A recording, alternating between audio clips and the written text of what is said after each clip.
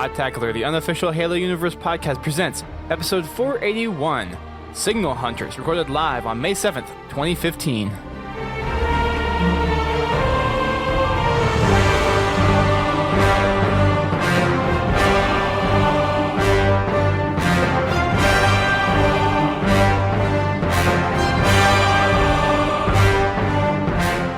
Hello everyone, welcome to Podtacular, the unofficial Halo Universe podcast. I'm your host, Duststorm.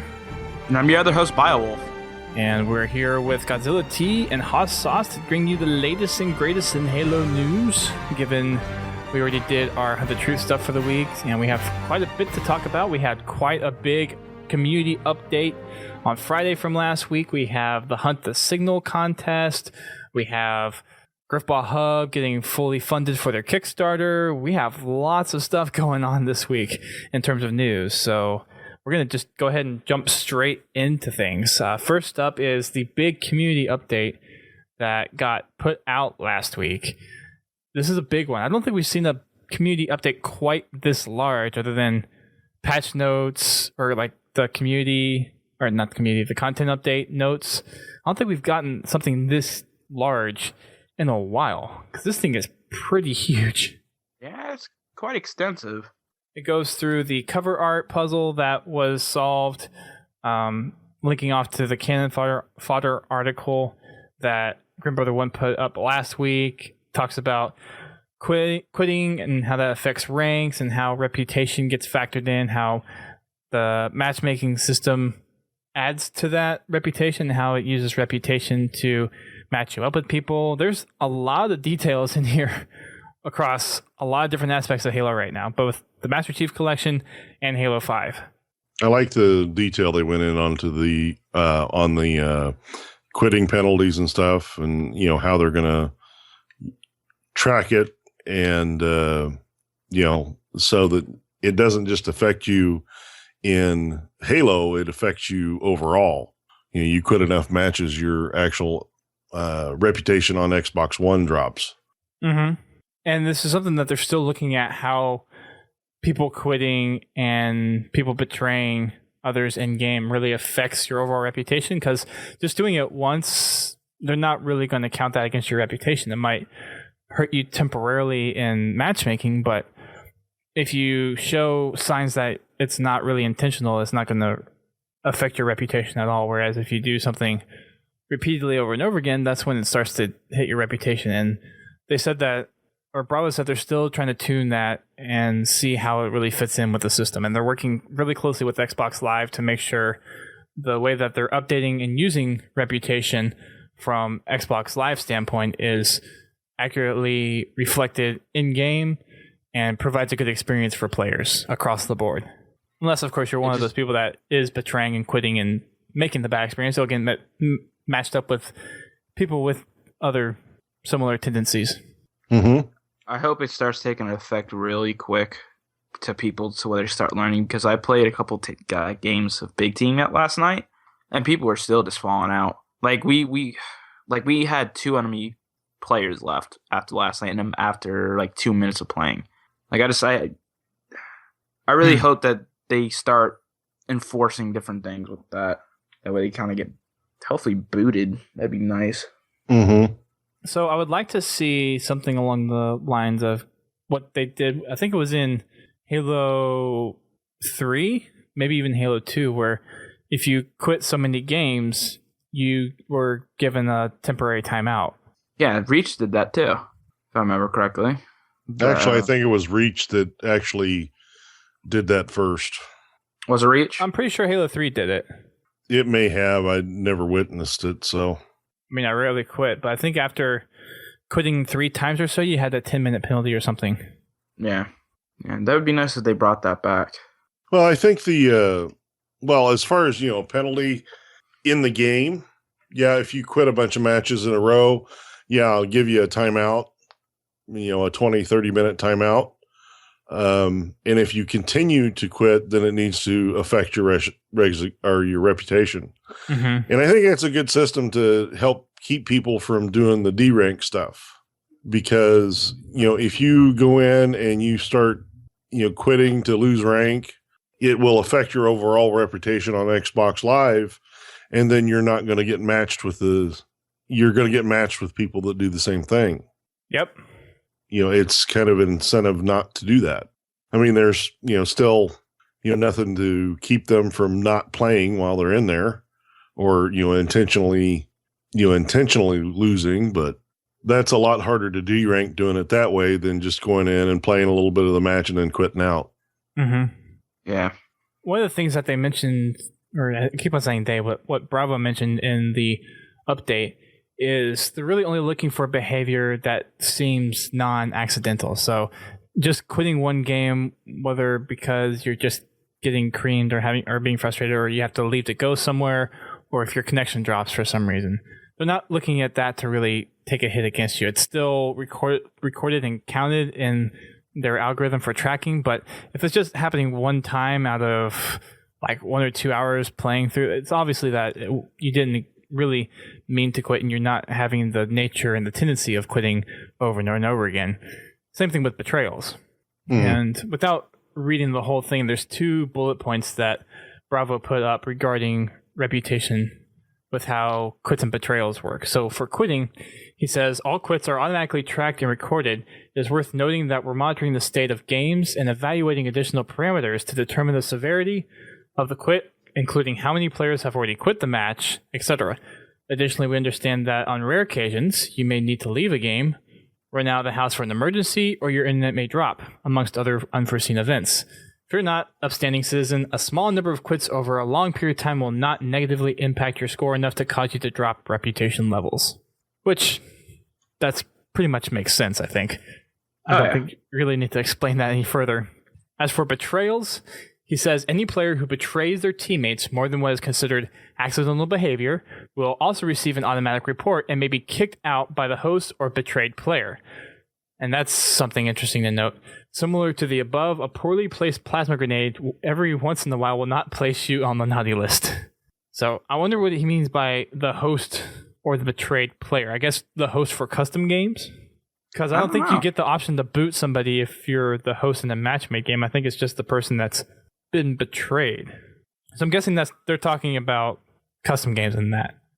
Yeah, because I got betrayed a lot last night due to grenades. Poorly misplaced grenades last night. I didn't get the option to boot anybody. Grenades are dangerous. Yeah. Although I think these grenades were purposely placed there about 10 times each game. I see. So Twisted seems to agree with you, Godzilla, that quitting bans didn't start until Reach. So it looks like I am mistaken and you are correct. So the other stuff that they talked about in the community update is, of course, the cannon fodder. Mentioned the whole puzzle solving thing, which that was still insane. 117 pieces at 1:17 in the afternoon Pacific time. And yeah, that was nuts. We'd already talked about that last week. So it was a lot of fun. We got some pretty cool wallpapers out of it. We got obviously what was built, and then there's a couple of community ones out there for Blue Team and then Locke's team. So if you haven't checked that out, I think we posted it on Twitter. I never made a website post about it, but you can find those 2 images floating across the internet. They're up on Imgur, or they were posted there, and you can find them on Reddit. The cannon fodder also goes into a little more of the last Hunt the Truth episode, which was, at the time, episode 5, which we already talked about. So we just recorded our episode 6 analysis last night. So if you haven't checked that out yet, it'll be up tomorrow, so you can listen to that. And the cannon fodder also talks about Petra Janicek a little bit, the armor that you get for pre-ordering through GameStop, which is the Spartan Lock Mjolnir Hunter class armor. And then there's a little just kind of notes about the universe articles that he's been posting, Q&As that'll be coming up, and some other stuff that he's looking to do with the cannon fodder stuff. So you can check that out. That's last week's cannon fodder, and this week's just got posted today, actually. So we're running a day or a week behind just on those. So go and check those out. Also, something else that he mentioned in the content or the community update was that we had a patch for the Master Chief Collection.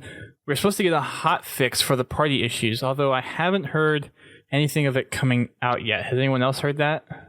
I heard earlier this morning it looks like tomorrow is the aim date. Okay. Yeah, last I heard it was next week. See, I thought it was yesterday or today. That's when I heard it was supposed to come out. So, like, apparently it's all over the place. Beats the heck out of me. That's supposed to be addressing the party joining issues that has been hitting a lot of people with the content update that was pushed out last week. So if you're having issues joining party, it's going to be resolved here pretty soon.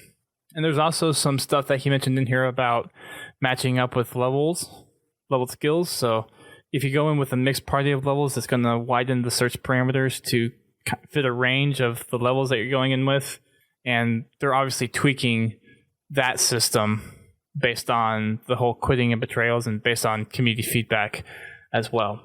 Also, there was the Forge fix for Halo 3. There was a audio fix for Halo 3 and a lot of other little things too. If you want details of that, you can go listen to episode 479, or you can check out our website, or you can go check out the original content update or the patch notes on Halo Waypoint itself. As for playlists, they're looking at making some of the fan favorites permanent playlists. Things like SWAT, and I think Team Doubles was another popular one. They're looking to take some of the really popular ones and make them into permanent playlists. Good. I've really enjoyed SWAT. I love SWAT. I mean, ever since Halo 3, I've really enjoyed it. It playing on the Halo 2. Halo 2 is the one that seems to be I'm pretty decent at. Although there's some glitches in SWAT that I hope they address soon. Oh, like what? One of them is headshots don't always count until like you shoot them in the throat. Like they're not headshots. Like they're like underneath their chin. It seems. Like I don't know if like that's just SWAT and doing that or what, but like I've noticed that a lot in Halo 2. It may just be hitbox me. issue? I don't know. I have no idea. Like the only thing I noticed is that it wasn't just me that noticed it. It was actually my friend that pointed it out. When we were playing SWAT on Ivory Tower, like these kids were AFK and we kind of tested it, and we were shooting them in the head and it wasn't killing them. It was underneath their chin, it seemed. So I don't know if it was just a SWAT thing because I never noticed it until SWAT. Have you made a video and sent it to Bravo yet? Not yet. Maybe you should do that. Might help point out an issue. That's interesting, though. I don't know why the hitbox would be so off on something like that. Is this just Halo 2 Anniversary, or is this other games too? Oh, no, it wasn't. It was just Halo 2. Halo 2 itself. Yeah. Classic. Mm-hmm. That's even more strange. Okay. Now there might be a bug with the hitboxes, I guess. I don't know. It was the same with the battle rifle and the pistol? Mm-hmm. Very interesting. Alrighty. Well, that's something interesting. Always find something to break. That's what I do. They're looking to incorporate some other maps and other playlists into the rotation as well. They're looking at updating the Team Hardcore and the HCS series playlist to have game types that have BR starts and no motion tracker. So I guess they're kind of updating those to how, like in Halo Reach, they had the MLG settings and they updated those. So it looks like for the HCS and the Hardcore, they're updating those playlists as well. We're going to be looking at, it looks like, some Action Sack and some Team Objective getting some updates as well. Team Objective is, he says, is another one of those potentially permanent playlists. And it's going to feature some new additions like Battle Creek CTF, BR Start One Flag, CTF on Burial Mounds for the Halo 2 side of things, and other 4v4 game type objectives. So Action Sack and Team Objective are two other ones that look like are coming down the pipeline. I can't wait to do Action Sack. Yeah. That would be fun. I want to see the crazy game types they've come up with. You could do that Halo 3, Halo 4, and Halo 2 Anniversary. Yeah. Those would be a lot of fun. And finally, to kind of wrap up the bottom of the community update, the May content update is still on track. And of course, we're going to get Relic, ODST, and more coming this month as well. And more details will be coming out about that as they have the update get closer to release. So quite a bit of stuff this month. There is a few other things that Waypoint has posted. I think we want to touch on the canon fodder for this week a little bit, even though we haven't really covered them that much, because the cover art for Halo Last Light, which is not the next book that's coming out, but the book after, it just got released, and we have a short description of what it's going to be, and I want to read that real quick. The description is, it is 2553, and the 3-decade-long Covenant War that defined a generation has suddenly drawn to a close. Yet in the remotest parts of human space, tensions remain that threaten to overflow into another full-scale conflict. Beneath the surface of the planet Gaio lies a vast cavern system renowned for its therapeutic effects and rumored miraculous cures. But now Gaio natives are turning up brutally murdered down there. Violent acts that happen to coincide with the recent arrival of a UNSC research battalion protected by Spartan Blue Team, led by renowned Spartan 2, Fred 104. Maverick Detective Veda Lopez of the Gaio Ministry of Protection is only trying to do her job as a special inspector assigned to catch a serial killer, one who is possibly hiding within the Spartan ranks. But she never anticipates the situation spiraling out of control into an all-out crisis. When Gaio is revealed to harbor ancient Forerunner technology that could solidify the UNSC's military supremacy for centuries to come, insurrectionists, loyalists within the planetary government will do anything, even align with the vicious faction of what remains of the Covenant, to ensure that never happens. Sounds good. Sounds pretty interesting. So this is 2553. This is just after the events of Halo 3. So Chief isn't around, and this is happening, I guess, during the Kilo 5 trilogy? Maybe even a little bit before? I'd say a little bit before. No, it'd have to be after the Kilo 5 trilogy.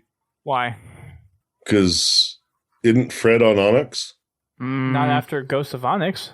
Yeah, he is. They pulled them out. Because Ghost of Onyx, they were trapped on Onyx. They didn't get off Onyx until the last book in the Kilo 5 trilogy. Oh, that's right. That's right. So it'd have to be after that. Yeah, that's true. That's true. My timelines are messed up. I need to read the books again. So yeah, you're right. You're right. After Kilo 5. That would have to be after Kilo 5.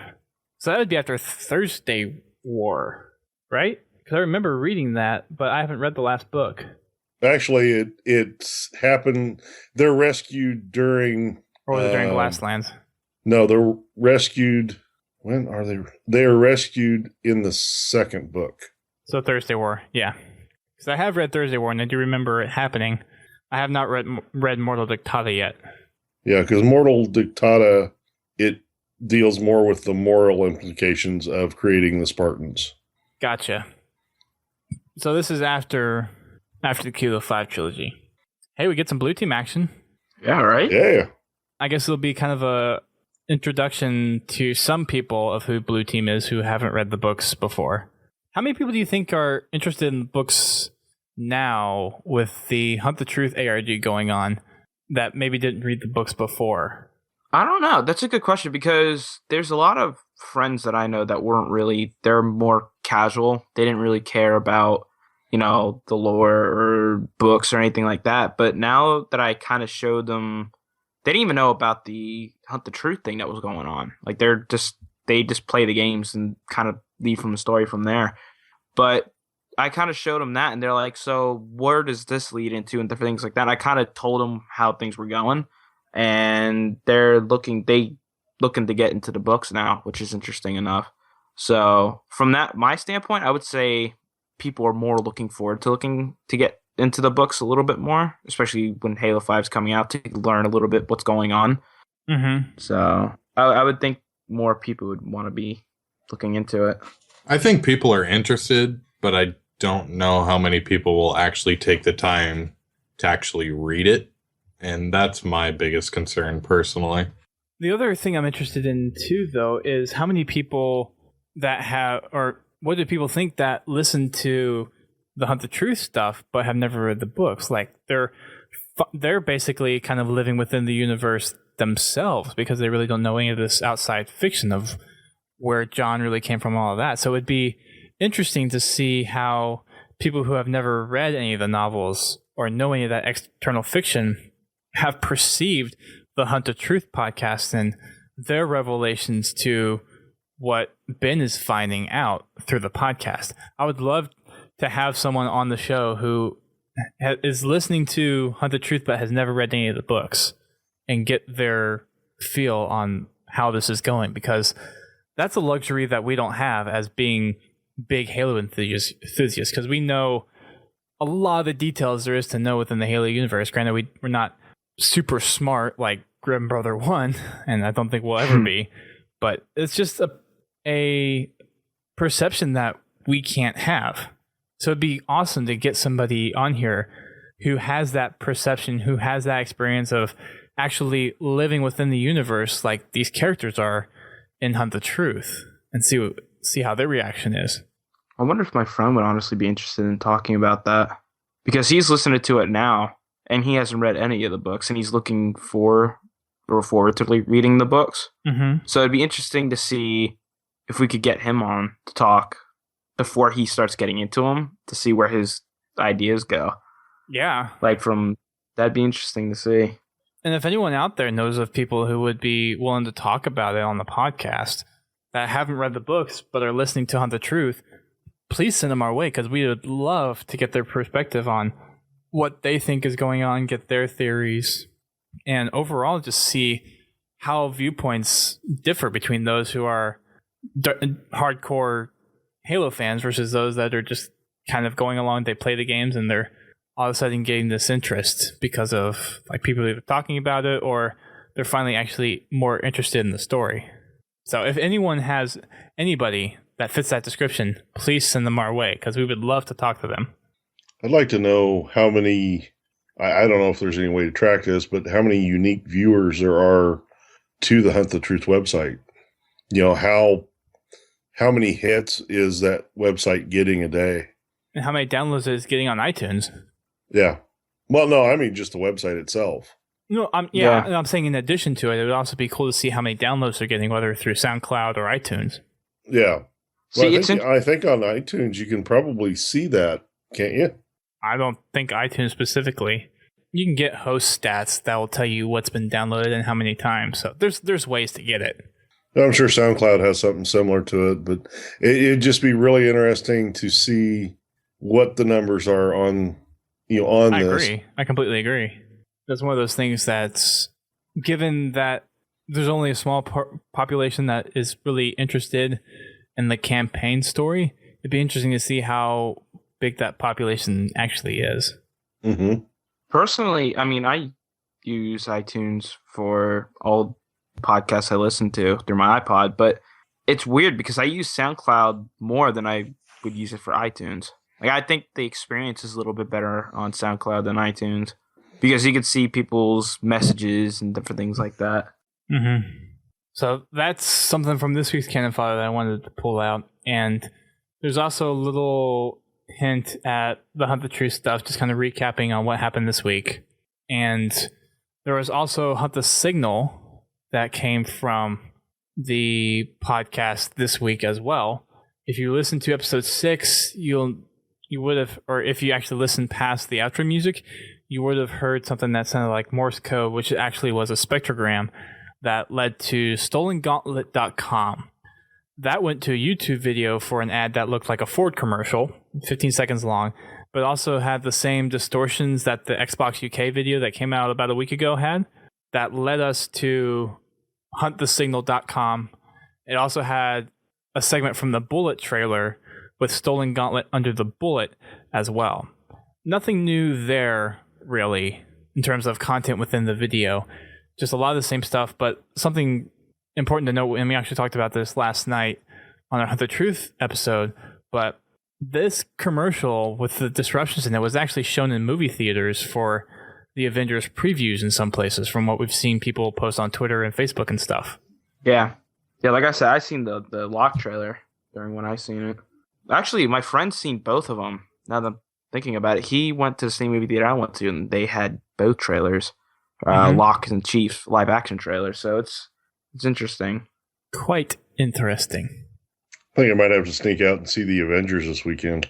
So I have one more episode that I need to watch of Agents of S.H.I.E.L.D. before I can go see the movie. I've been told that if you like watch the TV show and the movie, you need to watch up to a certain part in the TV show, then go see the movie, and then see the episode afterwards because it flows. And there's stuff that's in the TV show that gets referenced in the movie. Now, I don't think it's something where you have to see the TV show in order to understand the movie stuff, but there's stuff from the TV show that feeds into the movie if you watch the TV show. So I have one more episode to watch of that, and then I'm probably going to go see the movie next week at some point. Nice. It's a good movie. I really have to admit, I've already watched it. It's on YouTube. What is the movie? Yep. Already? Wow. Somebody has already got it on YouTube. Did not get taken down yet? No. Wow. They what they do is they distort the sound so that the software doesn't pick up on it. Like they'll slow the audio down or change the rate that the movie plays. Don't get me wrong, it is not the way to watch a movie. I just happened to find it, and I watched it because I was curious, but it definitely takes away from the movie experience, but it did make me want to go see it in theaters. And that's something for me because there's very few movies I feel that I get my money's worth when I go to a theater. Same for me. One of those movies, Interstellar. I went and saw that twice in theaters. See, I've never seen Interstellar. I heard a lot of different things about it. It's so good. One of the movies that I did see in IMAX, like if you ever get to go to an IMAX theater, do it. Like especially the one that was down here in West Palm. It has moving seats and different things like that. It was really unique. Like I never had an experience like that. But one of the movies I seen was The Dark Knight in IMAX, and that was really good. I went to go see it twice, and I never usually go to see a movie twice. I usually just wait. But that was really good. One movie that I only got to see once just because it was at the end of the theater runs was Guardians of the Galaxy, but the week it came out, I watched that movie 6 times. Holy It was a good movie, I'll give you that. I even put it on my work phone and watched it or had it on the background at work because I was just like that into it. I love it. It's like the perfect mix of action, comedy, seriousness. It worked for me. Yeah. Well, I like how, this is a little bit of a spoiler, but you will enjoy Avengers more after watching Guardians. Yep. Because they do tie together. Mm-hmm. Well, yeah, I heard that they're going to start tying both of those together. And Agents of S.H.I.E.L.D. have already really done that because Agents of S.H.I.E.L.D. have already brought the Kree into that universe. Mm-hmm. There's a deeper meaning there. Or deeper connection, let's put it that way. I won't spoil it for you. I don't doubt it. The other thing about the little video, the Ford commercial thing, is the YouTube poster. It goes by the name of Shar Eldy, which is actually an anagram for Dr. Halsey, which is not likely a strange coincidence. Likely intentional. Oh, yeah. I want to meet the people that come up with these twisted freaking clues.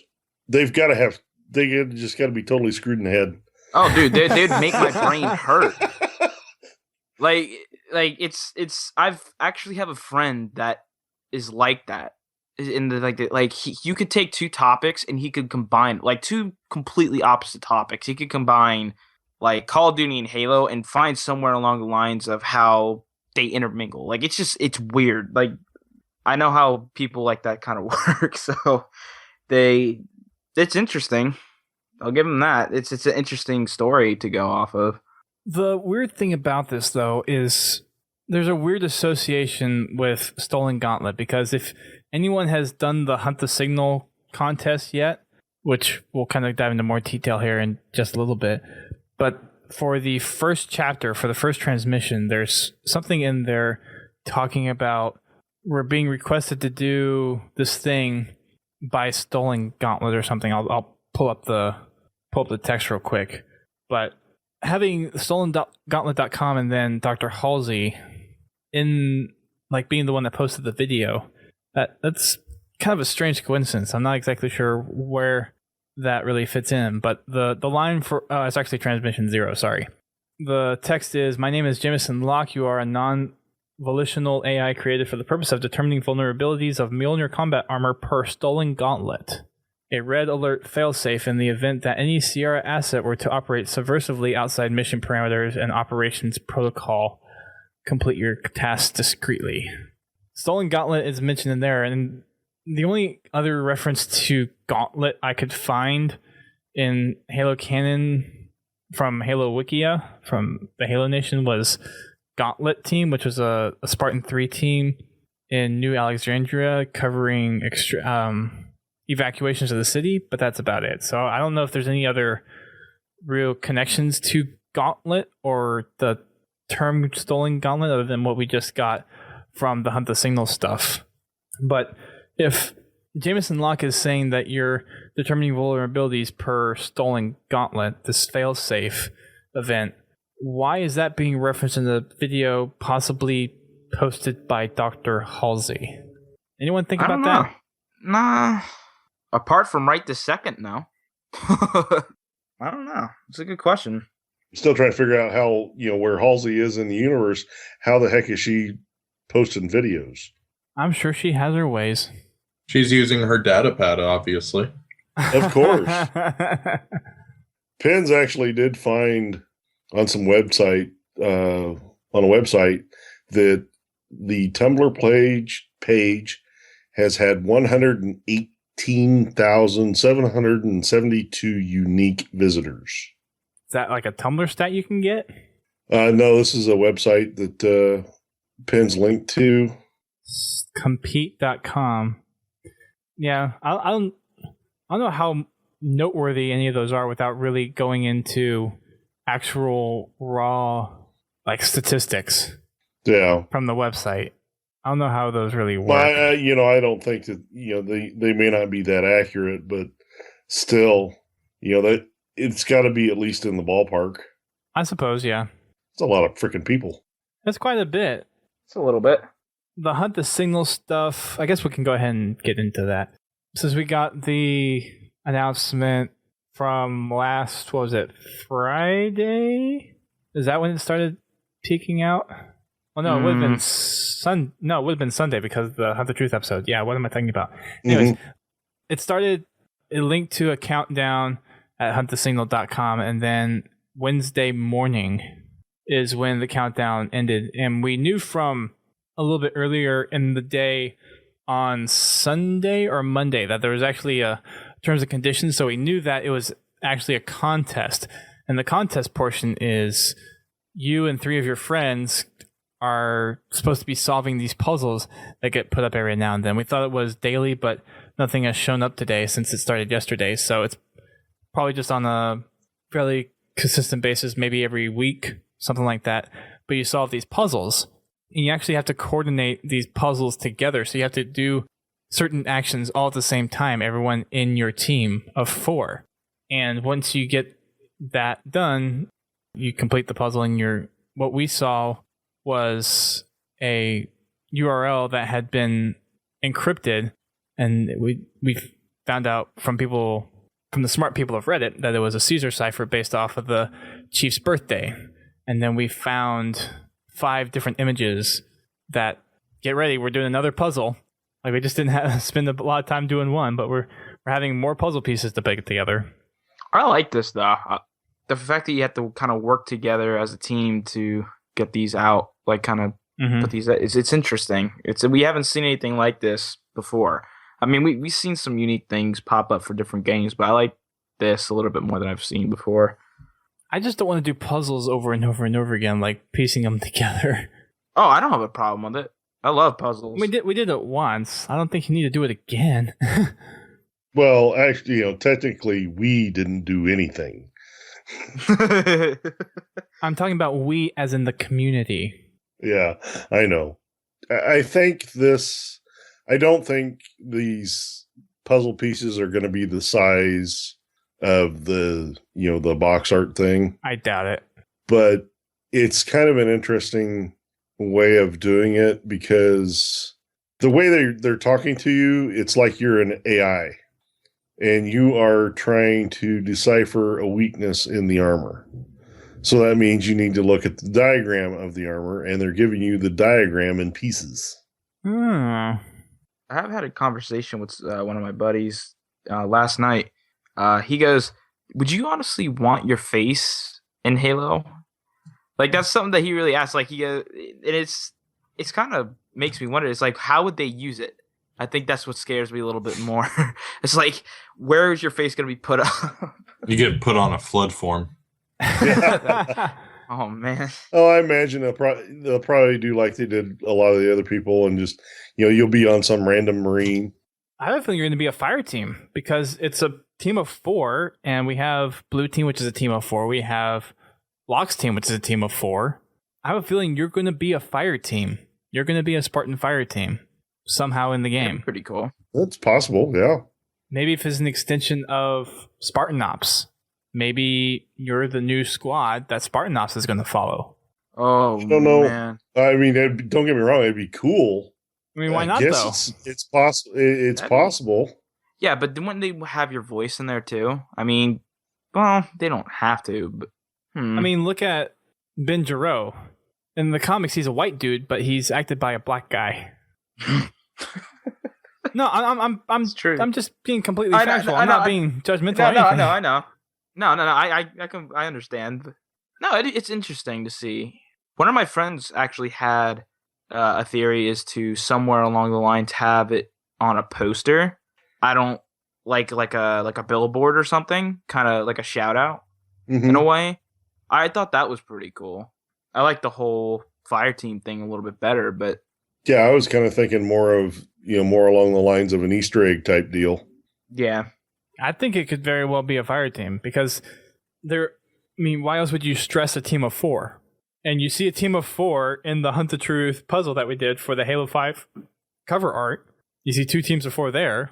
Yeah, I mean, they could still do that in a picture. Just basically put like a promotional poster for the Spartans, and use your faces on the Spartan models in the poster. Don't get me wrong, I love the idea of it being an actual playable Spartan team. Mm-hmm. But as far in cutscenes, stuff like that. But as far as playable character, you're not going to see the face anyway because you're behind a helmet. Right. To me, it would be awesome because I know apart from the Halo community itself and everybody that I talk to online, I know a lot of family members and like actually my uncle plays Halo, which is really weird. Like he actually has some kind of idea what's going on, but it'd be interesting to see like people's reactions to see like their actual face on there. Like it'd feel weird to me. I want my face morphed into like the Didact's face. Like just combine the two. That'd be awesome. Have like red, and then a helmet like closes over it so people don't have to stare at it anymore. Good times. Vampire. So you want the vampire fangs, huh? No, I would have like reverse vampire fangs. So, like I just want bottom ones that come up to the top of my mouth. So you want Sabretooth. Yeah. Sweet. I would bite Spartans. Wow. Oh my god. It's like Feinbach and then like bite his head and then just rip it off. Pop my jaw out like a python. Okay, getting a little graphic. I mean, before we get off topic, I think it is pretty cool that they're going out for fans, Halo fans, to be a part of the Halo franchise. I think that's pretty awesome. Like, we haven't seen that before. I mean, like, we've seen community creations and stuff like that, like Lethbridge Industrial and things like that. But the fact that anybody can be a part of it is pretty unique. Mm-hmm. And I have a feeling I guess we're going to see this go up to E3 as well, because it's pretty much in tandem with Hunt the Truth, or it seems like it's pretty much in tandem with Hunt the Truth, with A being Hunt the Signal, and B, it got teased in Hunt the Truth.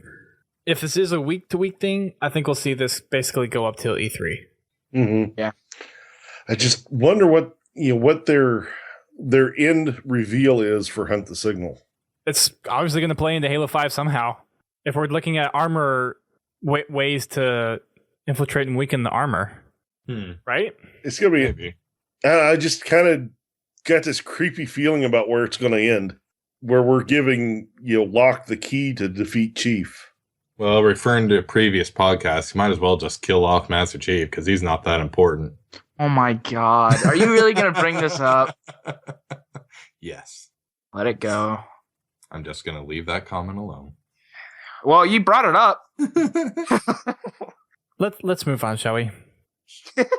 So the first puzzle we didn't really quite touch on, but it was a series of dots or buttons in a way, and everyone had to hold down 2 separate sets of buttons. And that was part of the first puzzle. And then we were given 5 different pieces of, I guess, Godzilla's theory is the best one I've heard so far. So a schematic of some kind of system design of the Mark IV or the Mjolnir armor. And we're waiting to see what puzzle number 2 is. Unfortunately for the Hunt the Signal stuff, though, is you have to have a team of 4. You can't have any more than 4. So if you're interested in joining along, you can still join up. I don't think there's really a deadline on when you can join. But if you head over to huntthesignal.com/team, you can register for an account and you can join a team. A lot of people on Reddit and some other forums are trying to get teams going for those who don't have a team yet. For us 4 on the staff, we're obviously in our own team, but if you're looking for people to get in teams with, there's a lot of public groups out there. There's a lot of people just asking for people to join. And once you have 4, that's when you go and start solving the puzzles yourself. So if you haven't gotten on that yet, go do it. I covered all the stuff for Hunt the Truth or Hunt the Signal, right? Hunt the Signal, yeah. Yeah, that's pretty much it. Okay, I thought I did. Just wanted to make sure before we moved on to the next thing I want to talk about. Griffball Hub got funded for the Kickstarter. I know we mentioned this a lot on Twitter, and we mentioned this elsewhere. But yeah, GriffCon got funded. It didn't quite reach the first stretch goal, but they are going to have a booth there. They are going to have the tournament, and the Griffball team that wins the Griffball tournament, I think, walks away with a $1,000 cash prize. I think that's right. It's either $1,000 for the team that wins, or it's $1,000 split among the top three. But I think it's just $1,000 to the top team. So basically $250 per person, which is still pretty cool. If you're heading out to RTX, you should definitely drop by the Griffball Hub booth. They were one of the first ones that you walked into last year, and I have a feeling it's going to be very similar this year. But weren't they using more of the convention center this year? I think so, yeah. They're kind of expand. Well, no, I take that back. They're expanding into other hotels. Like they're at. That's right. They're going to be in the hotel I was in last year, and they're going to be in. That's for panels. It's not for the show. Is it for panel? Yeah, I'm guessing it's for the panels, not the expo hall. Okay, I just know that they're expanding to that. I don't think they specified exactly what it was, but yeah, I think they're going to be doing a little bit more with the expo itself this year. But that was my first sight into the expo last year, which was really neat. I seen the 405th playing some Griff. That was awesome. There were lots of different kind of communities that were there playing Griffball. Mm-hmm. I think even some of the 343 folks came by and played a little bit of Griffball. Yeah, wasn't Neighbor there? I think Neighbor was there, if I remember correctly. Neighbor and Ghost. I know Ghost would have run by there. I'm not sure about Neighbor. But yeah, it was last year, one of the first booths you walked into, so it had a lot of foot traffic going through there. Oh, yeah. A lot. So check that out if you're at RTX. We'd like to see you there. That'll be kind of one of the main points. I'll be hovering around, taking pictures and whatnot. So you'll see me there. You actually see all of us at RTX. Mm-hmm. make sure you come say hi. I'll be. We'll be around there. Hi. We got some pretty special stuff coming up too. We're not quite ready to make some announcements, but we did submit a panel for our 10-year anniversary, and we are going to have some of the original Podtacular staff there as well for the panel. Exciting stuff. Yeah, Just seeing all the old guys come in I know. and talk. Unfortunately, weekend passes have now sold out. I believe all day passes are still available. So if you're planning on, am I wrong? Friday, or Saturday, I think they sold out. Yikes. If I remember correctly. I think Saturday sold out too. Let me check. Hold on. Dang it. I submitted our panel for Saturday. Maybe I can request it for Friday. We'll see. But you'll want to be there. And there's another reason you'll want to be there as well, which I'll make an announcement on that a little bit later. But yeah, if you have the chance to come to RTX, please do. Check out Griffball Hub. Check out Podtacular. We'll be celebrating 10 years of the podcast in existence, which is crazy. And I've been here for 7 of those. Yeah, right around RTX actually is when I joined up on Podtacular, which is pretty cool. Yep. Since they're kind of going in August instead of July, actually. So it's pretty cool. Yeah. To kind of celebrate the 10-year anniversary around my year anniversary being on. Yeah. The anniversary itself won't be during RTX. It's technically the week before, but it's close enough. Yeah. Yeah. We'll call it good. Well, yeah, it's good enough for us. Another Griffball news, something that Bravo posted today up on the Waypoint blog, is that the Griffball Pro Circuit, I think this is spring season, technically. The playoffs are next week. So in the Hammer Conference, and they split off into 2 different conferences for this season. There's the Hammer Conference, which is for teams Legitimate Strategy and Hybrid Theory. And then the Sword Conference is One Hit Wonders and Retroactive. And those are going to be played on Tuesday, March 12th, or May 12th, and Wednesday, May 13th, respectively, 10 p.m. Eastern Time. And then the finals, the championship, whoever are the 2 winning teams out of both of those, will be played on Wednesday at 10 following, so on May 20th. And hopefully it's not another 2-hour Griffball bash. That's the longest game that they've had ever that they streamed, was 2 hours. That's crazy. Can you imagine playing one game of Halo for 2 hours? I mean, I did it back. Apart from Big Team Battle now. Like Big Team Battle, like you could go on for a pretty decent time if there was no time limit, but that's the only thing. You had CTF on, Blood Gulch. Yeah. Right. Well, that's Big Team, basically.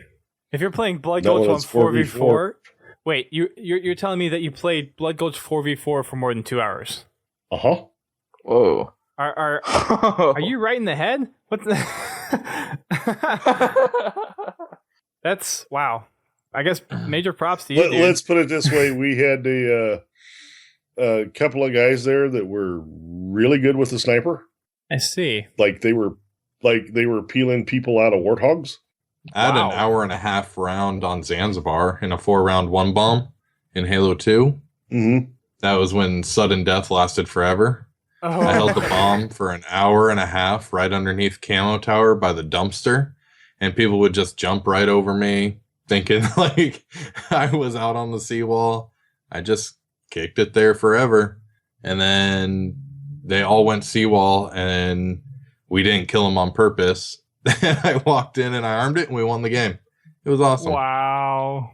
We were getting spanked, too. It was awesome. Where are those days of Halo? Those are dead. I'm going to be honest. Those are so dead. That's why LAN parties need to be revived. Mm-hmm. Because that's like the perfect story for a LAN party. Yeah, unfortunately, everybody I know that would want to go to a LAN party are in different states. Well, hey, come to RTX. Oh, we definitely have to do the achievement on Bloodline while we're there. Wait, what achievement? Huh? What achievement? Complete a capture the flag match, 4-person split screen on Bloodline. Oh, I forgot that was one. Yeah, we'll have to do that, even and know that was we'll one. have to do, I didn't even know that was we'll one. have to do. At some point, we need to do our laser runs. We still got to do that. You can't make me. Okay, we'll get someone else to fill for you. How about I leave my controller on the desk and you Oh, guys play hell for no. me? Nope. You guys just walk me through it. I'll be in there somewhere. Yeah. Yeah, you're gonna be the one there'll dying. be one random elite. Yeah, there'll be a random elite that comes around and kills you. Right. I'll wear an overshield the entire time. Just no. You're gonna man up and do it, No. pansy. Yes. We'll find the fourth. I'm sure there'll be someone else in the chat room who'd be willing to step up. Awkward silence. Next thing I wanted to bring up was something that got posted on Polygon last week. And I've been actually meaning to make a post about it. I just got lazy and didn't. We made a tweet about it, but this guy made... So you guys remember the Halo diorama thing, right? Mm-hmm. This is pretty much the next best thing. And I'll link this in the Twitch chat as well. But this is a fan-made diorama of I think it was some place specifically. Let me read through the article. No, not quite, but it's kind of like on the same similar style, and it's Halo 3 assets. It's kind of like this cliffside, and it has 2 Banshees going into a cave. It has explosions. It has a missile pod, has a Hornet, and like this thing is legit. Mm-hmm. The funny thing is he's got Falcons on one side and Hornets on the other. Yeah. So Halo 3 and I mean, Reach. so it's not. Yeah, it's not. It's it's all Halo asset, but right. It looks awesome. I spent about 10 minutes looking at it when it popped up.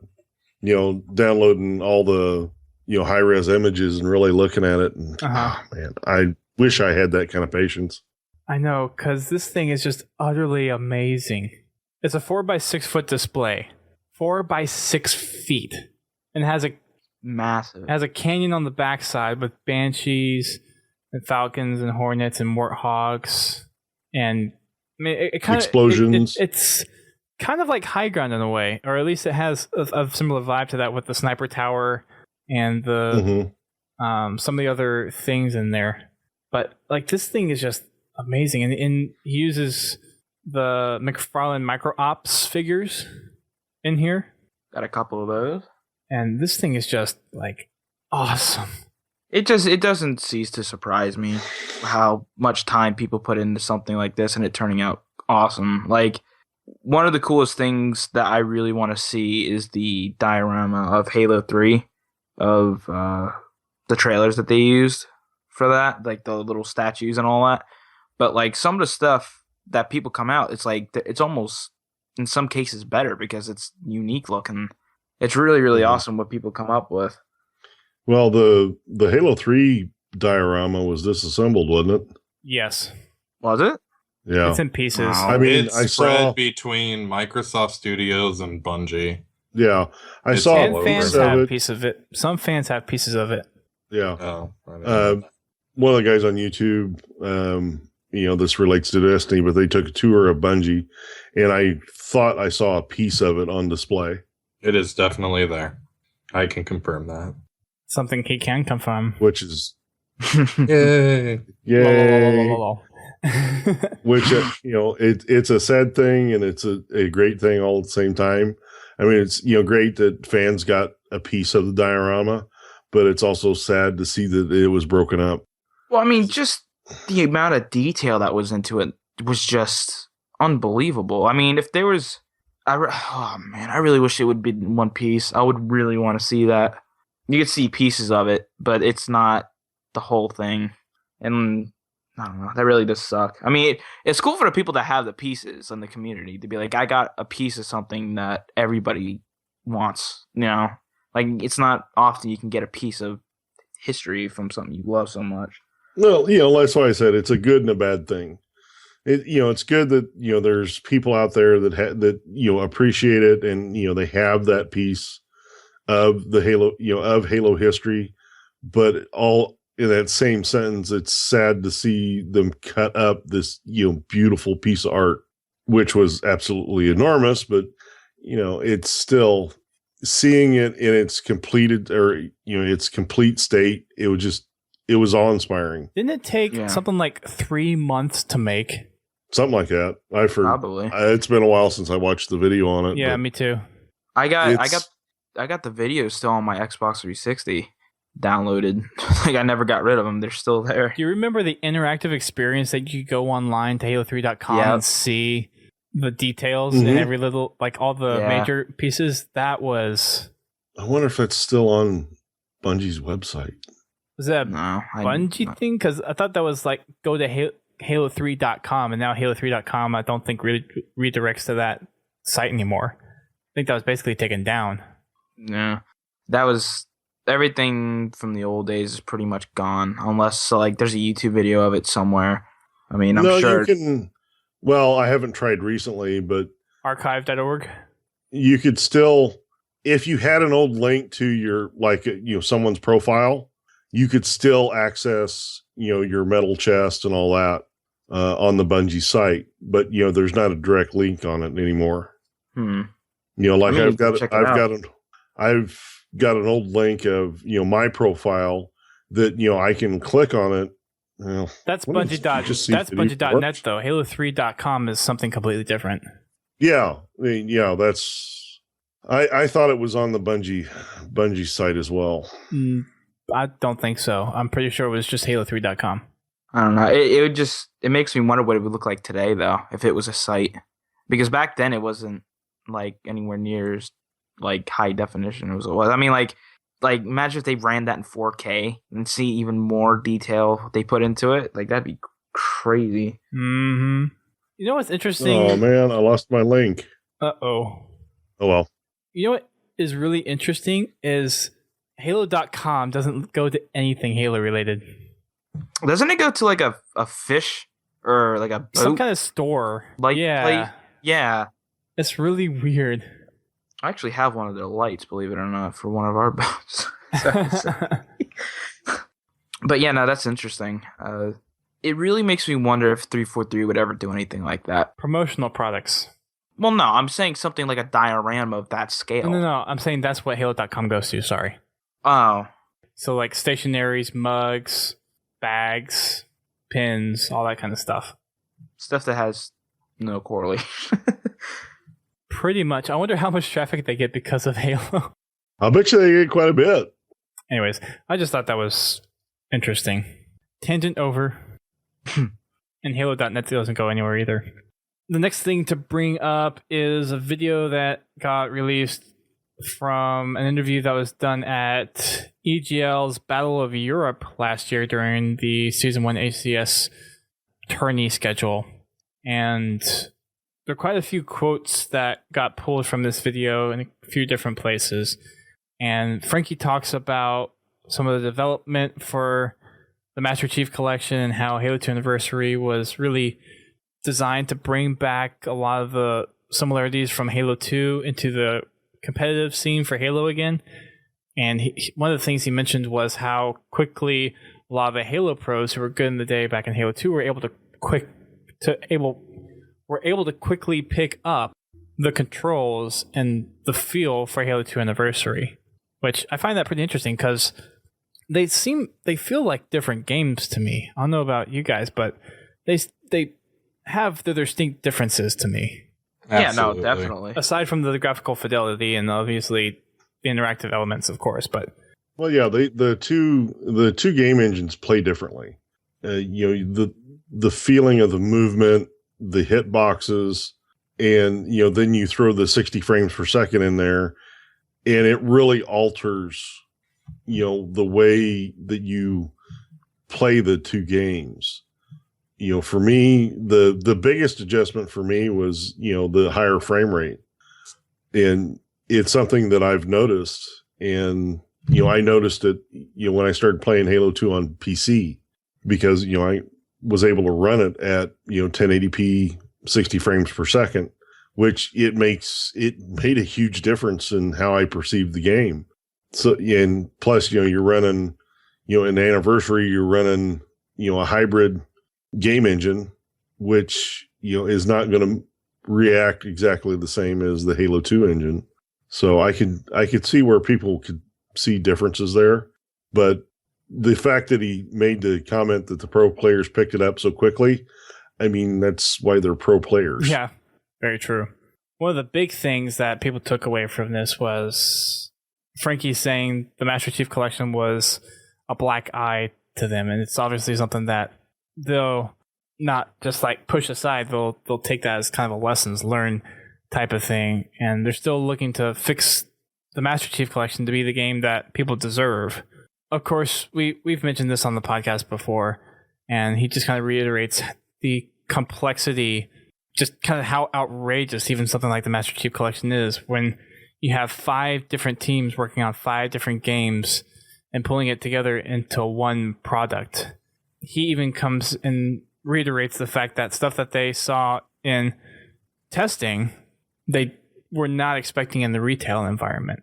Yeah. People can not believe that all day long, but it's pretty evident that the stuff that they saw during testing, which I still kind of question it, but the fact that they've said it over and over again, I kind of believe them. And especially knowing some of the people that work for 343, I tend to believe them. It's like, how can your test environment be so not a representation of retail environment? I just don't get that. How does Xbox mess up that much? I don't know. Like, that's kind of the reason why. And that's not to rat on Xbox or 343 specifically, but in my mind, from development that I've done, like software development and whatnot, and granted, I haven't really done anything with networks, especially something as complex as Xbox Live, but in my little experience that I've had, I just don't see how something can be that different. I understand that like test environments versus retail environments are obviously different because of mass amounts of numbers, and I actually deal with that exact same thing with the kind of work I do, but I just how is it that drastically different? I don't know. I mean, that's the reason why I'm kind of leaning towards where they do some sort of stress test for Halo 5. You know, if they're learning from that lesson and they kind of didn't see something within that, they should definitely try to make it to where it doesn't happen again. Now, I'm not saying that it will, but if that one mess up, that one little thing that could have helped the MCC launch so much better than what it did, if that happens again, something's up, because doing that twice, like it just I don't know how it would be that much different from retail. Like you said before, like the massive amounts of traffic and numbers and everything like that, that's one thing, but it's like they need to prepare for that. Well, one point that Frankie brings up in the interview, and this is directly regards to Halo 5 and all the problems they had with Master Chief Collection and what they expect out of Halo 5 is he basically they took 4 games that were developed for an older console and drug it kicking and screaming to the new console. I love that analogy that you used for that. Yeah, I mean, it's the truth. Yeah, I know. One game you're bringing back from 2 consoles ago that they even have live. Exactly. Yeah. But, the point he was making was Halo 5 is being developed from the ground up to be on this console. They're not trying to, the way I took it is they've completely redesigned the game engine for the Xbox One. They're going to be doing, a totally new matchmaking setup to take full advantage of the dedicated servers for, matchmaking and custom games. And, I can see that. I can see where bringing an old game to a new platform could be problematic. Right. The code was never designed to run on this operating system. Correct.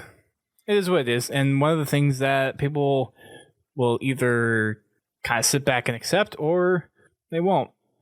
I hope people do accept it, because at least for us, it definitely seems that they're trying to be as transparent with this as they possibly can. People will never be satisfied with the answer that they get. There's always going to be people out there saying, there was more to it than what There really is, and they're not going to shed every single light. So why would they? Why would they? You know, they gave us a broken game, different things like that. So it's people are going to take it for what it's worth. I feel, and we all feel that it is, you know, that is what's going on. And that's what happened. But there's other people, voices in the community that don't necessarily think so. Yep, and those are just the voices that we have to kind of push through and support Halo going forward. Another thing that he said that you kind of already touched on, Godzilla, is that they don't see Halo 5 really taking the same kind of hits that the Master Chief Collection did, because it is a brand new team and being built for this console specifically. So we even saw how much better the matchmaking worked for Halo 5 Guardians beta over the Master Chief Collection. So the fact that a beta worked better than the product...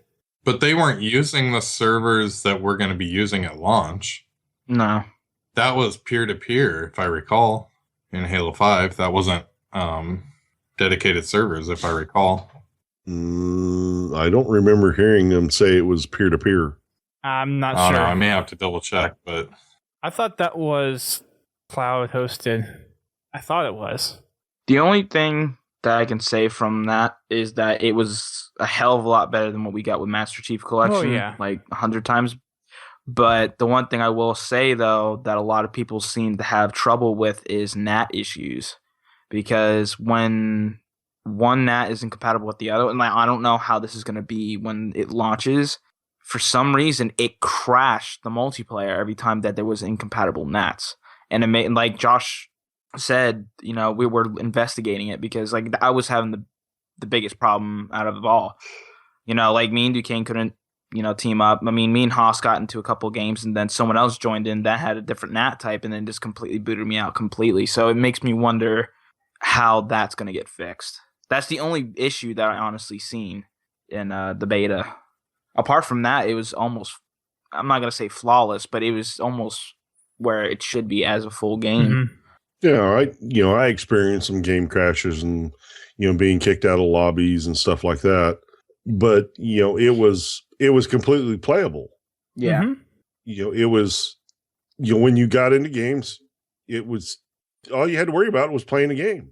You didn't have to worry about, you know, dropping out or, I honestly don't think I played a game where I experienced lag anywhere with any of the players. Yeah. Or, you know, on the 360 and in the Master Chief Collection, you see it quite frequently. Yeah, people are floating and flying across the map. You know, the guy you're shooting is blinking across the map. Yeah, it's... With what they put out for the beta, I'm not as worried about the Halo 5 multiplayer as I was right after the Master Chief Collection launched. Yeah. Halo 5, the multiplayer was fun. I will say that much right now. It was a blast. Like, when I play MCC, we wait in the lobby for a while until things get sorted out, and then we get in, and then boot you right back. And then, like, at least with Halo 5, you get booted. You know, you go to the main screen, do whatever you got to do, come back, go in, play another match in a matter of seconds, it seemed. And it was awesome. Like, if we get that experience during its first days without any crashes, a lot of people would be flocking back to Halo. Maybe for the simple fact that they don't want to deal with the Master Chief Collection.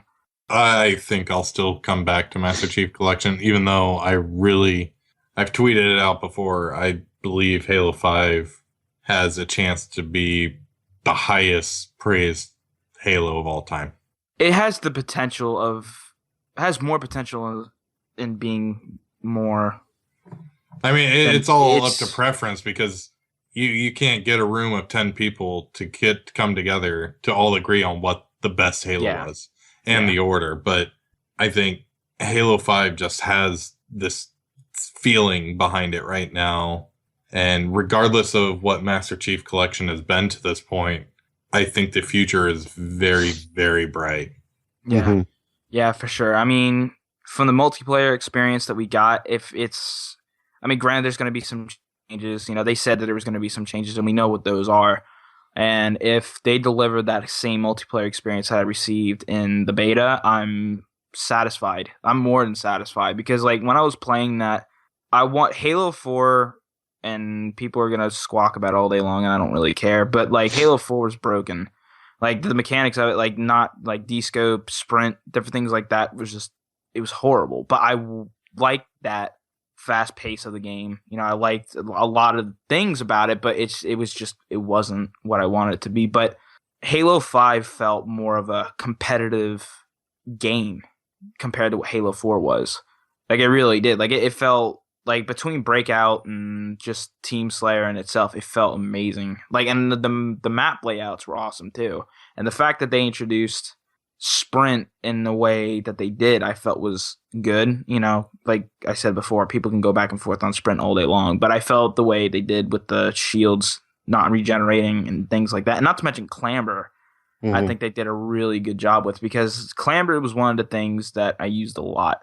And it was a mechanic that I honestly didn't see it working that well, especially sprint. I didn't see it working at all. But after playing that and kind of feeling for it, Halo 5 is really, I'm pumped for Halo 5's launch. Yeah, I had a lot of fun playing the Halo 5 beta. I liked the pace of the games. I liked the way most of the Spartan abilities, played well with the maps and, with just the overall gameplay. They seemed to fit in. They didn't seem to stand out like, the armor abilities did. Right. It's something that just kind of worked in, a lot more naturally into your gameplay. There's still times today, to this day in Halo 4, I don't even use my armor ability because I forget it's there. Oh, absolutely. I mean, when me and Haas played a couple of games, Halo 4. Granted, he wasn't necessarily thrilled by it, but I completely forgot. I was like, "Oh, we can sprint." It's like I'm so used to not having that slower pace from like Halo 3. Halo 2 seems a little bit faster than Halo 3, in my opinion, but well, I'm actually the sprint. I tend to actually miss because sprint it gets used a lot in Halo 4. Oh yeah, the different armor abilities, the invis, the turret, the bubble shield, all or whatever it is, the health regen, all that stuff. And most of the time, I forget it's there. I mean, really, I'll use invis, when I'm playing big team. I'll use invis, try to get the drop on a vehicle. So I will use it more in big team, but big team's a lot slower pace. Yeah. But, I just like the way the Spartan abilities integrated into the gameplay just almost seamlessly. It was intuitive that they were there. Because in Reach and in Halo 4 Thruster Pack and Evade, I never used them.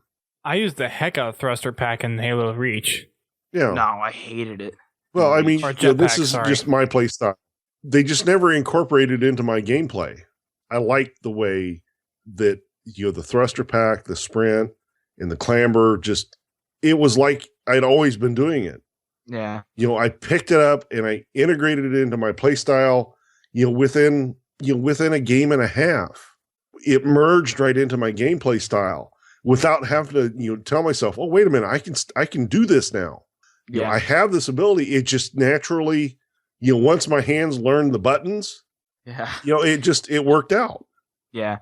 It was interesting how, like, at first, and I'll say it and admit it to it, but when I started playing Halo 5, I was, the first 2 days, I was really disappointed because, I was not, I couldn't feel it. I couldn't get the feel for it at all, especially with the button layouts and things like that. But when I switched to bumper jumper, and I really started paying attention to how things were working, it clicked so much better than any other Halo with me. It really did. I was getting perfection medals left and right. Just headshots were lining up perfectly. Everything felt good. It really did. It felt awesome. And I rarely used sprint. I used jetpacks and everything like that to dodge grenades. But when I did use it, I didn't use it for that long because I had that mindset of, oh, well, if I keep on using this, I'm going to get slaughtered because I don't have any shields. I like that idea. It makes me wonder too is how they're going to incorporate overshield, invisibility, different things like that. in Halo 5 because would the sprint deteriorate the overshield a little bit more since you are sprinting? Or like I wonder how that would work. I mean, as far as them being in the game, I think they're just going to be pickups. Mm. Just like they were in Halo 2 and Halo 3. I think they're going to go back to that, the power up system. Right. I don't think it's going to be an equipment type option like it was in Reach and in Halo 4. I guess, if you count armor lock, that could kind of count as an overshield. But anyway, I do really think they're going to go back to a pickup system on that, where it's on map. As far as, on the invisibility, you shouldn't be sprinting when you're invisible anyway, because I'm sure they're going to have the same type of invisibility system they have now, where, the faster you move, the more visible you are. Right. They want, you want people to use the invisibility as stealth. Yeah. It's interesting because stealth is something that I don't necessarily see myself being in Halo 5. I just don't. Like I don't see I'm out guns blazing, running around or being out in the open trying to get things out. I don't see being invisible. So it'd be interesting to see who will thrive more that way. Like say for instance you have a team like us four. I'm more going out doing our thing. It'd be interesting to see who would pick up that overshield and use it effectively compared to people that don't use it at all. I would say it's more of a sniper thing, but if you're jumping up and trying to get those headshots, you're gonna have that hover deal going on. So like I wonder if that would deteriorate it too, because you have the rockets or the flames and all that stuff, but I don't know. Halo. I don't think any of your abilities are going to affect an overshield. I think it's just going to be just like it always has been. It's been, a timed thing, Right. Which is accelerated by taking hits. I really don't think they need to change that. Yeah. As far as, the invisibility, that's something that really is, effective for a sniper. Yeah. He grabs the invisibility, gets to his perch, and gets 2 or 3 kills before it runs out. Right. I can't wait to see the finished stuff. I really hope they have it at RTX because I want to play it again. Oh, I know. I want to play it so bad, and hopefully they have have pretty much to the closest build to what it's going to be like at launch. That way, we actually have an idea of what we're going to be getting. I think at launch. I think by that time they will be. When they're showcasing the multiplayer, they'll probably be showcasing a newer build. I don't think they're going to be showing you the same beta that was, that we did. I certainly hope not. Because they're going to want to show off what they're doing. I have real high confidence they're going to be showing off, maybe not the latest build, one of the newer builds. Right. The only other thing that could possibly maybe not be RTX is Gamescom. So I don't know, if they're going to be split RTX or Gamescom. I know Gamescom is one of the big Europe PAX-like things, so they may be. It was bigger than E3 last year. Apparently. Was it? Yep. Oh. Yeah, it's like the E3. Yeah, Gamescom is Europe's E3. Yeah, is probably the easiest way to compare it. So probably not at RTX then. Probably likely at Gamescom. I just hope that 343 has a presence there. It's because there's a lot of Halo fans that go down there. Yeah. It's not just granted the bulk of it is the Rooster Teeth fans down there. Yeah. That go to it. There's still a sizable chunk of people that are Halo fans that go down there. And it's because of the Rooster Teeth's relationship with Halo. And in the past years, Halo has always had a good presence at RTX. I just don't want to see Gamescom screw that for everybody. No, we'll have to wait and find out. There's a couple other things I wanted to quickly mention before we wrap up.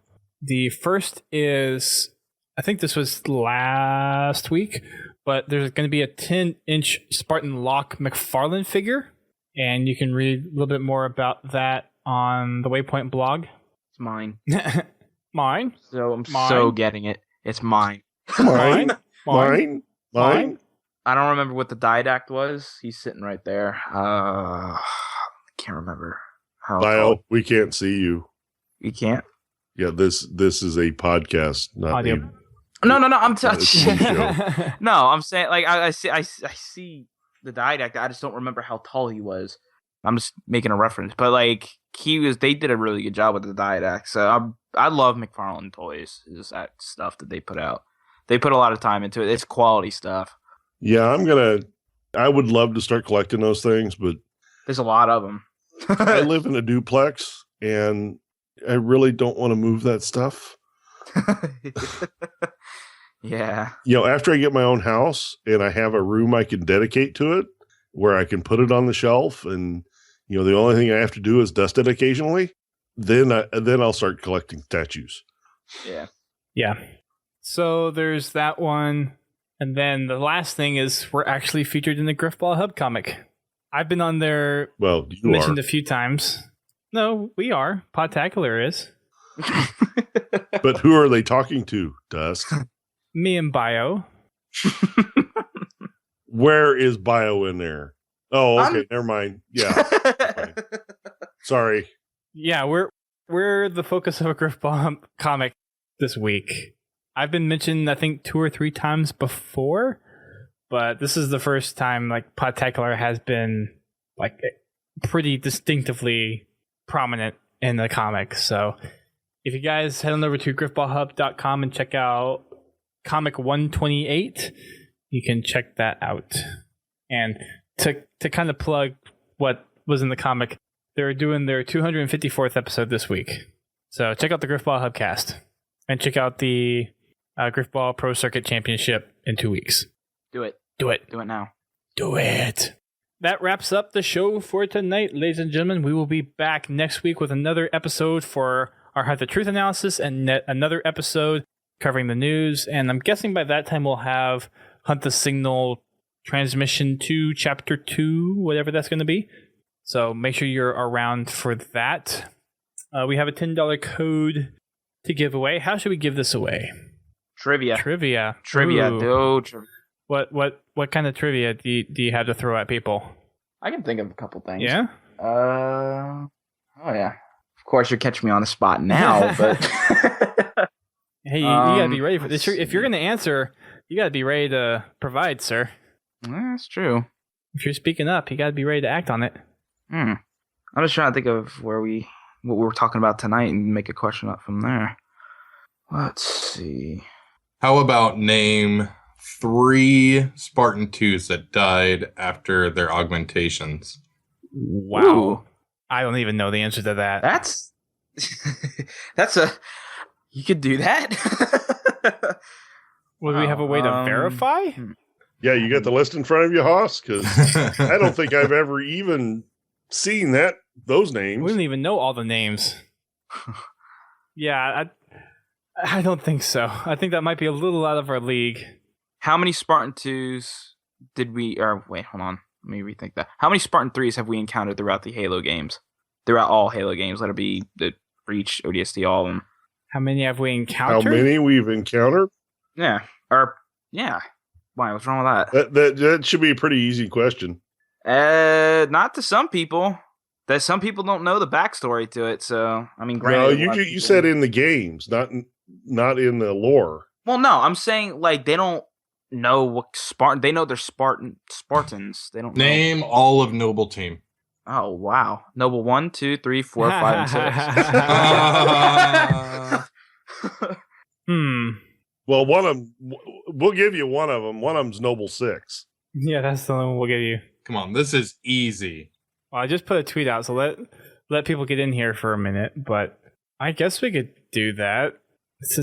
Hint, one got shot in the head. The stupidest death ever. I know, it was so pathetic. I laughed. I literally laughed. It was worse than Miranda I Keith's was death. pissed. It was worse than Miranda Goose Keith's was death. pissed. Every time the topic of Reach comes up, or every time that something comes up around Kat, she is very open to voicing her opinion. Don't be giving away the answers. Yeah, thanks, Dust. Everyone knew who I was talking about. The one person that would always drive you off the cliff. Oh, I know another question that could be asked too. We just asked a question. I know. I'm saying for next week. So what are you going to ask? So you're going to No, give people no, time no, to study? No, I'm waiting. I'll tell you guys, and I'll tell it next week. Well, people have already answered the question. We didn't even say that was going to be the question yet, so I think that's not going to happen. Here's a question. I will give this code to the person who most closely guesses the number that is correct. Uh-huh. What's Chief's birthday? No. It will be... I guess not. People are joining. We have 2 people in the chat right now. One of these 2 people is going to win a $10 code. If you guys want to win a $10 Xbox code, make sure you come and listen to the live stream on Thursday nights, because we're giving away codes for $10 on Xbox. That's a good pack for DLC or some credit to some arcade games or some avatar items, that kind of stuff. So I see 5 people in here. only 2 are in the chat. Only 2 of them are talking, but there's 5 people in the chat, not counting us. Laird's answering the question on Twitter. Okay, this is the question. In what episode did I pick up Podtacular? 742. Wait, are we the Benjamin Button of podcasts? Are we going backwards? What happens at 0? Nobody will know. What podcast number did I pick up Podtacular? First person to answer. Well, yeah, first person to answer. Closest. I'll take that back. I'll take the first answers from everybody, and people better not be going and searching on the site. And if you are, I'm going to cut this at 30 seconds. No one has answered within 30 seconds. Then your staff. You cannot answer the question. You did not. That was not in the disclaimer. By being as part of the staff, you're automatically exempt from giveaways. Wow. Damn. Wow, that's rude. And there you go. He thought he was going to win the tournament too. Jeez. Okay, I got one from Vision Plan. You got about 15 more seconds to put down guesses.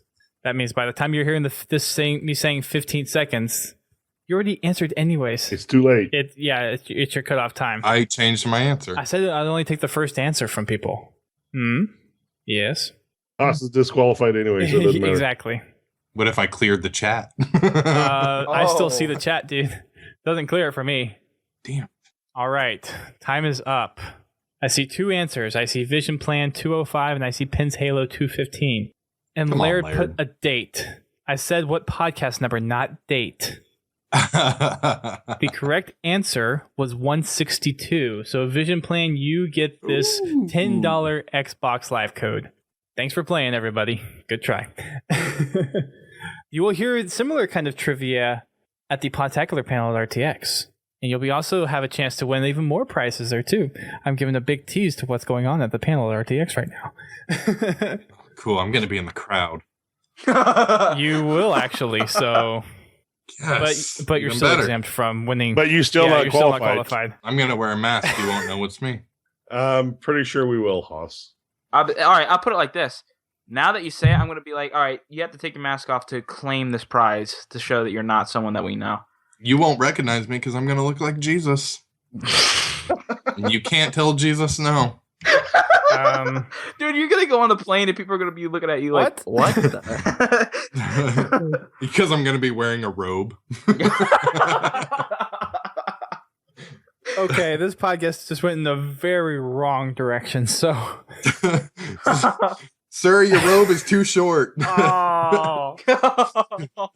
Wait till I sit down. Oh my god. Oh. I'm about ready to boot you from this call, sir. Oh That my is so god. wrong. So wrong on so many levels. Oh my gosh. I can't believe you just did that. Wow. All right. It's hot. Gosh. You can check us out on our social networks. We're on Twitter, Facebook, Instagram, YouTube, and Twitch. Make sure you check out the YouTube channel this weekend for the latest and greatest episode in Achieving Halo. This next one's going to be Halo CE Assault on the Control Room. So you have that one to look forward to this weekend. And make sure you check out our game night tomorrow. We will be hosting that 8:30 p.m. Eastern time. That's 5:30 p.m. Pacific time, with another chance to win another $10 Xbox code. So make sure you follow Godzilla T and follow the Podtacular Twitter, and we will let you know when that's going down. Hopefully Xbox Live is staying up that we can actually do that. So in the event that Xbox Live... Yeah, it would be nice to actually be able to connect tomorrow. In the event that Xbox Live is working for people and people are able to join, then you will have a chance to win one of these Xbox Live $10 codes, provided you participate in the game night. And this will be, of course, at Godzilla's discretion on who to give this to. So he will make up the rules, and I'm sure he will let you know tomorrow. So make sure you... how am I going to torture these people? So make sure you hit up the game night tomorrow. Make sure you hit up the podcast network. That is our conglomerate network of podcasts, other great gaming podcasts like Guardian Radio, Critscast, Work in Progress, How to Murder Time, and The Learning Cliff. If you're looking for other gaming podcasts, just to fill your time, to fill your ear holes with other great gaming talk, then those are some good podcasts to go check out. It's a great network full of gaming podcasts, and they've been doing their podcast for a while now, so... Except for the Learning Cliff. They're actually fairly new. Check them out if you have time. Let them know that we sent you. And I think that is going to be it for now. We are still working on the tournament details. We haven't forgotten about that. It's just been slow rolled right now because of my stuff. But we are working to get that out the door and set here very, very soon. So more details on that coming your way. And that's going to wrap it up for tonight. We will be back next week for the podcast, on Wednesday for Hunt the Truth, and on Thursday for our regularly scheduled show. The schedule might be a little bit different because I will actually be out in OKC next week for a business trip. So the timing of the recorded shows and the live streams will be a little bit different. We'll let you know on Facebook and Twitter of those time changes, so stay tuned to those. Keep on fragging Riftball Hub Comics.